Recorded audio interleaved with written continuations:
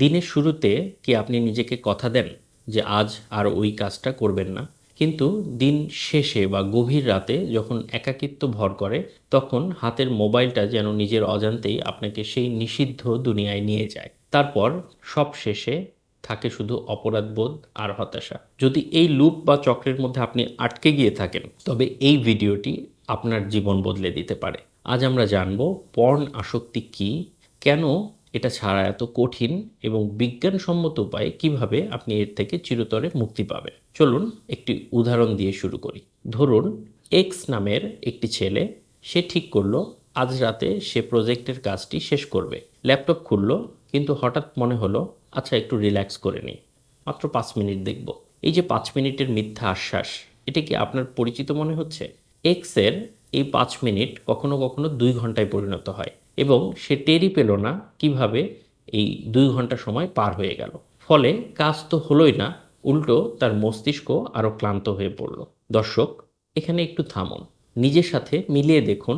আপনার কি এমন হয় যে কাজ বা পড়ার টেবিলে বসেও মনোযোগ দিতে পারছেন না, কারণ মাথায় ওই চিন্তাগুলো বারবার ঘুরছে?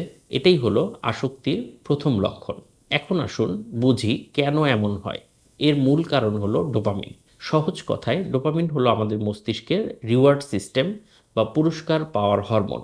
আপনি যখন খুব পছন্দের কোনো খাবার খান, তখন এটা ডোপামিন রিলিজ করে। পর্ন দেখার সময় তার চেয়ে অনেক গুণ বেশি ডোপামিন ক্ষরণ হয়। ভাবুন তো, আপনি যদি প্রতিদিন ভাতের বদলে শুধু চিনি বা মিষ্টি খান, তাহলে কি সাধারণ ভাতের স্বাদ আর ভালো লাগবে? ঠিক একইভাবে পর্ন দেখার ফলে আপনার মস্তিষ্ক এত বেশি ডোপামিনে অভ্যস্ত হয়ে যায় যে বাস্তব জীবনের ছোট ছোট আনন্দ, বন্ধুদের সাথে আড্ডা, বই পড়া, প্রিয়জনের সাথে সময় কাটানো, এসব আর কিছুই ভালো লাগে না।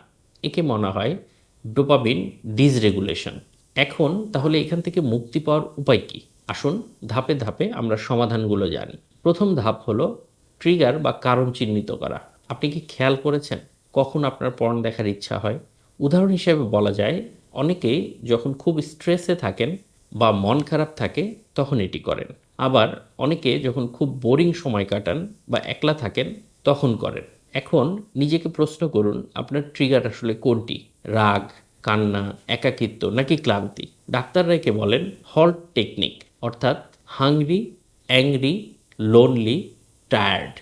এর মধ্যে কোনোটি যদি আপনার সাথে ঘটে, তাহলে আপনি বুঝে ফেলতে পারবেন যে এই কারণগুলোতেই আপনি আসলে পর্ন দেখাতে উদ্বুদ্ধ হন, এবং এটি আপনি বুঝতে পারলেই আপনি অর্ধেক যুদ্ধ জিতে যাবেন, যে যুদ্ধটি হলো আপনার পর্ন আসক্তি নির্মূল করার জন্য নিজের সাথে নিজের যুদ্ধ। দ্বিতীয় উপায় হলো পরিবেশ পরিবর্তন। ধরুন আপনার শোবার ঘরে দরজা বন্ধ করলেন, এবং তখন আপনার এই ইচ্ছাটি হলো, তাহলে নিয়ম করুন শোবার ঘরে আর কোনো ফোন বা ল্যাপটপ নিয়ে যাবেন না। বাথরুম বা টয়লেটে ফোন নিয়ে যাওয়া আজই বন্ধ করুন।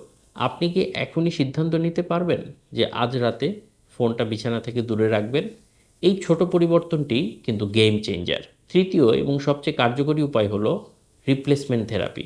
যখনই মাথায় এই চিন্তা আসবে, সাথে সাথে মস্তিষ্ককে অন্য কোনো কাজে ব্যস্ত করে ফেলুন। উদাহরণস্বরূপ, ইচ্ছা জাগার সাথে সাথে 10টি বুকডন দিন, অথবা এক গ্লাস ঠান্ডা পানি খেয়ে বাইরে এক চক্কর হেঁটে আসুন। এখানে লজিকটা সিম্পল। আপনার ব্রেইন ডোপামিন চাইছে, আপনি তাকে পর্নের সস্তা ডোপামিন না দিয়ে ব্যায়াম এবং হাঁটার মাধ্যমে সুস্থ ডোপামিন দিন। প্রথম 5 মিনিট কষ্ট হবে, কিন্তু ওই 5 মিনিট পার করে দিতে পারলেই ইচ্ছাটা মরে যাবে। এখন আসি চিকিৎসার কথায়। অনেকের ক্ষেত্রে আসক্তি এত তীব্র হয় যে নিজের চেষ্টায় কাজ হয় না। তখন লজ্জা না পেয়ে একজন সাইকিয়াট্রিস্টের পরামর্শ নিন। এর জন্য কগনিটিভ বিহেভিয়ার থেরাপি বা সিবিটি খুবই ভালো কাজ করে। সিবিটির মাধ্যমে সাইকিয়াট্রিস্ট আপনার চিন্তার ভুল প্যাটার্নগুলোকে ধরিয়ে দেবেন।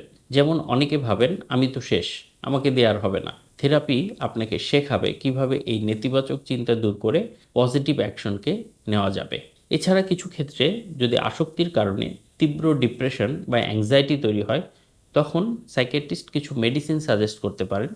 মনে রাখবেন, এটি কোনো চারিত্রিক দোষ নয়, বা এটি একটি মানসিক সমস্যার কারণে হতে পারে, যার সুচিকিৎসা রয়েছে। শেষ করার আগে একটি চরম সত্য কথা বলি, রিকভারি বা সুস্থ হওয়ার পরটা সরল রেখার মতো নয়। আপনি হয়তো 10 দিন ভালো থাকলেন, 11তম দিনে আবার ভুল করে ফেললেন। এতে কি সব শেষ হয়ে গেল? একদমই না। এখন একটি উদাহরণ দিই। আপনি সিঁড়ি দিয়ে 10 তলায় উঠছেন।